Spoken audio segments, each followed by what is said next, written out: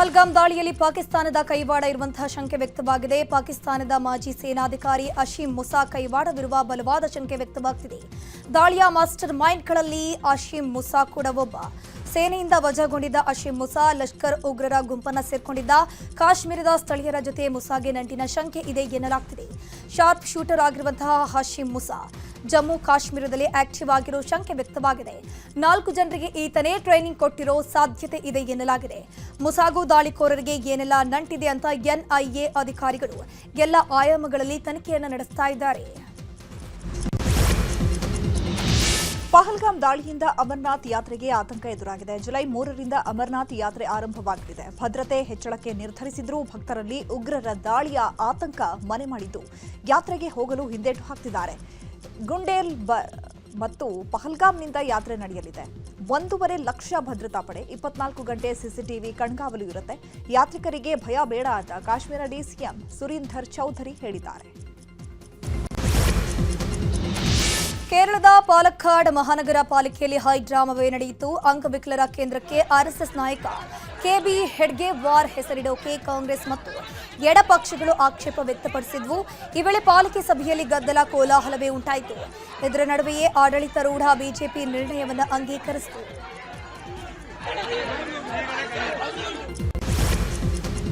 ಅಯೋಧ್ಯೆಯ ಶ್ರೀರಾಮ ಜನ್ಮಭೂಮಿ ದೇಗುಲದ ಆವರಣದಲ್ಲಿ 42 ಅಡಿ ಎತ್ತರದ ಧ್ವಜಸ್ತಂಭ ಸ್ಥಾಪಿಸಲಾಗಿದೆ. ದೇವಾಲಯದ ಮುಖ್ಯ ಆವರಣದಲ್ಲಿ ಧ್ವಜಸ್ತಂಭವನ್ನು ಸ್ಥಾಪಿಸಲಾಯಿತು. ಈ ವೇಳೆ ಶ್ರೀರಾಮ ಜನ್ಮಭೂಮಿ ತೀರ್ಥಕ್ಷೇತ್ರದ ಪ್ರಧಾನ ಕಾರ್ಯದರ್ಶಿ ಚಂಪತ್ ರಾಯ್ ಅವರು ಪೂಜೆ ನೆರವೇರಿಸುವ ಮೂಲಕ ಧ್ವಜಸ್ತಂಭವನ್ನು ಸ್ಥಾಪಿಸಿದರು.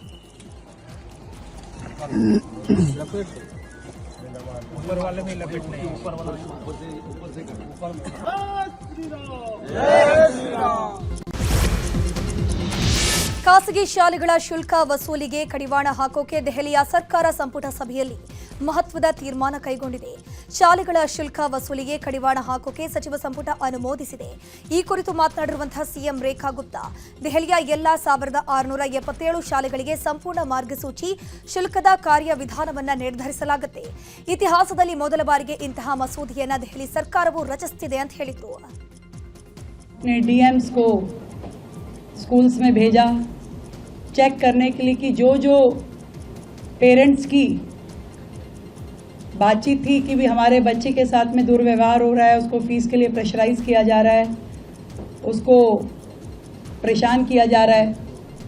डीएम्स को भेजा गया. डीएम्स ने भी अपना पूरा रिपोर्ट बना के दिया, उनका ऑडिट भी हुआ और पूरा संज्ञान लेते हुए कि इससे पहले क्या प्रोसीजर रहता था कि फीस किस तरीके से बढ़ रही थी, किस तरीके से रोकी जा रही थी. और आप मानिए ये बड़ी स्थिति ಈಗ ವಿದೇಶ ಸುದ್ದಿಗಳನ್ನು ನೋಡ್ತಾ ಹೋಗೋಣ. ಅಮೆರಿಕ ಪ್ರವಾಸದಲ್ಲಿರುವ ತಮಿಳುನಾಡು ಬಿಜೆಪಿ ಘಟಕದ ಮಾಜಿ ಅಧ್ಯಕ್ಷ ಕೆ ಅಣ್ಣಾಮಲೈ ಅಮೆರಿಕ ದೇಗುಲದಲ್ಲಿ ಪ್ರಧಾನಿ ಮೋದಿ ಹಾಗೂ ದೇಶದ ಹೆಸರಲ್ಲಿ ಪೂಜೆ ಮಾಡಿಸಿದ್ದಾರೆ. ಅಮೆರಿಕದ ವಿಶ್ವವಿದ್ಯಾಲಯಗಳಲ್ಲಿ ಉಪನ್ಯಾಸ ನೀಡಲು ತೆರಳಿದ್ದ ಅಣ್ಣಾಮಲೈ ಈ ವೇಳೆ ಕಾರ್ಯಕ್ರಮ ಸಂಯೋಜಕರ ಬಳಿ ಮಾಹಿತಿ ಪಡೆದು ಫಿನಿಕ್ಸ್ನ ಕೃಷ್ಣ ಮಂದಿರಕ್ಕೆ ಭೇಟಿ ಕೊಟ್ಟಿದ್ರು. ಉಡುಪಿಯ ಶ್ರೀ ಪುತ್ತಿಗೆ ಮಠದ ಶ್ರೀ ಕೃಷ್ಣ ಮಂದಿರ ಅಮೆರಿಕಾದಲ್ಲಿದೆ. ಈ ದೇವಾಲಯದ ವೈಭವ ಹಾಗೂ ಪೂಜೆ ಶೈಲಿಯನ್ನ ಕೊಂಡಾಡಿದ ಅಣ್ಣಾಮಲೈ ಪೂಜೆ ಸಲ್ಲಿಸಿದ ಬಳಿಕ ಪ್ರಸಾದ ಸ್ವೀಕರಿಸಿದರು.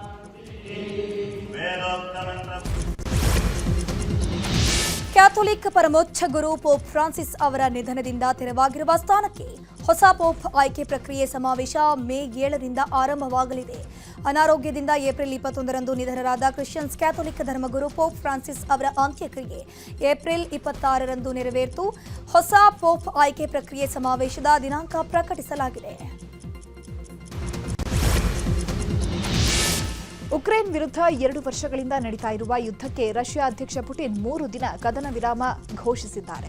80ನೇ ಸೇನಾ ವಿಜಯೋತ್ಸವ ಹಿನ್ನೆಲೆ ಮೇ 8ರಿಂದ 10ರವರೆಗೆ 3 ದಿನ ಕದನ ವಿರಾಮ ಪ್ರಕಟಿಸಿದ್ದಾರೆ. ಇನ್ನು ಉಕ್ರೇನ್ ವಶಪಡಿಸಿಕೊಂಡಿದ್ದ ಪಶ್ಚಿಮ ರಷ್ಯಾದ ಖುರ್ಸ್ಕ್ ಪ್ರಾಂತ್ಯವನ್ನು ಮರು ವಶಪಡಿಸಿಕೊಂಡಿದ್ದಾಗಿ ರಷ್ಯಾ ಹೇಳಿದೆ.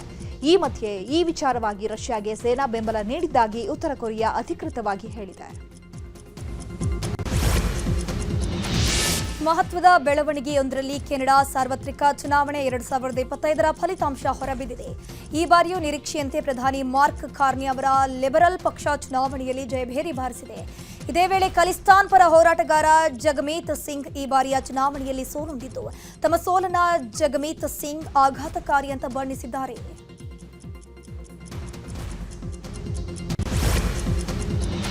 ಸ್ಪೇನ್, ಪೋರ್ಚುಗಲ್ ಹಾಗೂ ದಕ್ಷಿಣ ಫ್ರಾನ್ಸ್ನಲ್ಲಿ ನಿನ್ನೆ ಏಕಕಾಲಕ್ಕೆ ವಿದ್ಯುತ್ ಕಡಿತಗೊಂಡಿದ್ದು ಲಕ್ಷಾಂತರ ಜನರು ಪರದಾಡುವಂತಾಗಿದೆ. ಅಲ್ಲದೆ ಈ ವಿದ್ಯುತ್ ಕಡಿತವು ರೈಲು ಸಂಚಾರ ಹಾಗೂ ವಿಮಾನ ಹಾರಾಟದ ಮೇಲೆ ಪರಿಣಾಮ ಬೀರಿತು. ವಿದ್ಯುತ್ ವ್ಯತ್ಯಯಕ್ಕೆ ಸೈಬರ್ ದಾಳಿ ಕಾರಣ ಅಂತ ಹೇಳಲಾಗ್ತಾ ಇದೆ. ಆದರೆ ಇದನ್ನ ಸ್ಪ್ಯಾನಿಷ್ ವಿದ್ಯುತ್ ಕಂಪನಿ ತಳ್ಳಿ ಹಾಕಿದೆ. ಸೈಬರ್ ದಾಳಿ ನಡೆದಿರುವ ಯಾವುದೇ ಸೂಚನೆಗಳಿಲ್ಲ ಅಂತ ಹೇಳಿಕೆ ಕೊಟ್ಟಿದೆ.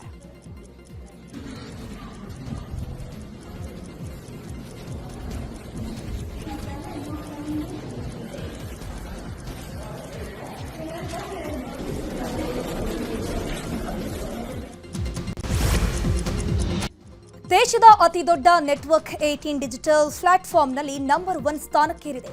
ಮೊಟ್ಟ ಮೊದಲ ಬಾರಿಗೆ ಟೈಮ್ಸ್ ಇಂಟರ್ನೆಟ್ ಅನ್ನ ಹಿಂದಿಕ್ಕಿ ನೆಟ್ವರ್ಕ್ 18 ಡಿಜಿಟಲ್ ಈಗ ನಂಬರ್ 1 ಸ್ಥಾನಕ್ಕೆ ಅಲಂಕರಿಸಿದೆ.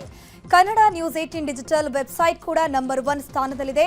ನೆಟ್ವರ್ಕ್ 18ಗೆ ಡಿಜಿಟಲ್ ವೆಬ್ಸೈಟ್ಗೆ ನಂಬರ್ 1 ಸ್ಥಾನ ಕೊಟ್ಟ ಎಲ್ಲ ಓದುಗರಿಗೆ ಮತ್ತೊಮ್ಮೆ ಧನ್ಯವಾದಗಳು.